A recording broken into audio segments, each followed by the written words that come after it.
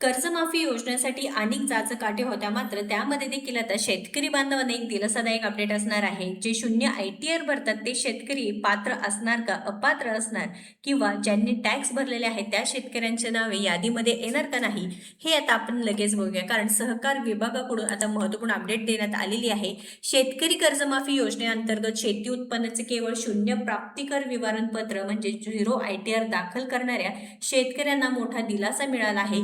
Bank कर्ज किंवा इतर कायदेशीर कामांसाठी शून्य विवरणपत्र भरले असल्यास अशा शेतकऱ्यांना कर्जमुक्तीच्या लाभापासून वंचित ठेवले जाणार नाही. बघा, तुम्ही 0 ITR भरलेले आहेत असं चालत नाही, कारण विविध योजनांमध्ये तुम्ही जर 0 ITR भरला असेल तर तुम्हाला अपात्र करण्यात आलं आहे. मात्र इथे शेतकरी बांधवांना एक दिलासादायक अपडेट आहे. तुम्ही 0 ITR भरला असेल तर तुम्ही देखील पात्र असणार आहे व जे काही अशा शेतकऱ्यांना कर्जमुक्तीच्या लाभापासून वंचित ठेवले जाणार नाही. मात्र गेल्या 6 वर्षात एकदाही प्रत्यक्ष प्राप्ती कर भरलेल्या असलेल्या संबंधित शेतकरी या योजनेसाठी पूर्णपणे अपात्र ठरले, असे स्पष्टीकरण सहकार आणि पणन विभागाने देण्यात आलेलं आहे. तर राज्य शासनाच्या माध्यमातून अहिल्यादेवी होळकर शेतकरी कर्जमाफी योजना घोषित केली आहे. त्याची यादी येण्यास सुरुवात झालेली आहे. मात्र अनेक अटी व शर्ती आहेत. त्यामध्ये एक प्राप्तिकरदाता हा मुख्य निकष निश्चित केला आहे. बघा, ITR म्हणजे जे इन्कम टॅक्स आहे त्याच्याकडून ज्या याद्या येण्यास सुरुवात झालेली आहे, जशा जशा याद्या येत आहेत तशा तशा कर्जमाफीच्या ज्या कर्जमाफीची याद्या देखील येत आहेत. म्हणजे प्राप्तिकरदाता हा मुख्य निकष निश्चित केला आहे. पूर्वीच्या कर्जमाफी योजनांमध्ये केवळ लगतच्या 1 ते 2 वर्षाच्या प्राप्तिकराची नोंद विचारात घेतली जात होती, परंतु यावेळी प्रशासनाने 2019-20 ते 2025-26 या तब्बल 6 वर्षातील नोंदी तपासण्याचा निर्णय घेतला आहे. त्यामुळे दुष्काळ किंवा नापिकाच्या काळात दुग्ध व्यवसाय, कुक्कुटपालन किंवा इतर पूरक व्यवसायातून अधिक मिळवलेल्या उत्पन्नावर अथवा मालमत्तेच्या व्यवहारावर ठराविक मर्यादेपेक्षा जास्त उत्पन्न दाखवून प्रत्यक्ष कर भरल्यास अशा शेतकऱ्यांना अपात्र ठरवले जाणार आहे. या अटीमुळे अनेक शेतकरी कर्जमाफीसाठी अपात्र ठरणार असल्याचे सांगण्यात येत आहे. तर यासाठी बघा, तुम्ही जर दुष्काळ किंवा नापिकाच्या काळात दुग्ध व्यवसाय केला असेल, कुक्कुटपालन केलं असेल किंवा इतर पूरक व्यवसायातून तुम्हाला जर पैसे मिळत असेल व तुम्ही त्यासाठी जर कर्ज भरले त्यासाठी जर टॅक्स भरला असेल किंवा कर भरला असेल तर तुम्हाला काय केलं जाणार आहे, ही एक अट आहे. त्यामुळे अनेक शेतकरी कर्जमाफीसाठी पूर्णपणे अपात्र ठरले जाणार असल्याची देखील माहिती मिळत आहे.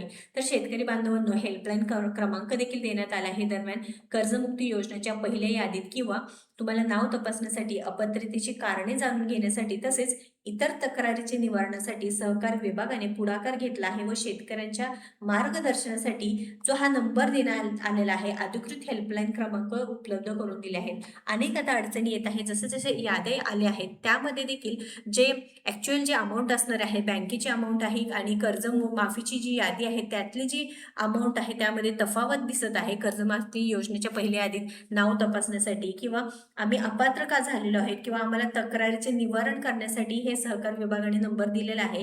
तुम्ही या नंबरवरून हे अधिकृत हेल्पलाईन क्रमांक आहे उपलब्ध करून दिला आहे. त्यामुळे नक्कीच इथे काय करायचं आहे, तुम्ही तिथून मदत घेऊ शकता. तर कर्जमुक्ती योजनेत पारदर्शकता राहावी आणि केवळ पात्र व गरजू शेतकऱ्यांनाच लाभ मिळावा हा शासनाचा मुख्य उद्देश आहे. बँक व्यवहार किंवा कर्जासाठी केवळ 0 ITR भरल्यामुळे कोणतेही शेतकरी अपात्र ठरणार नाही. मात्र ज्यांनी प्रत्यक्ष कर भरला आहे त्यांच्यासाठी हा नियम लागू असेल.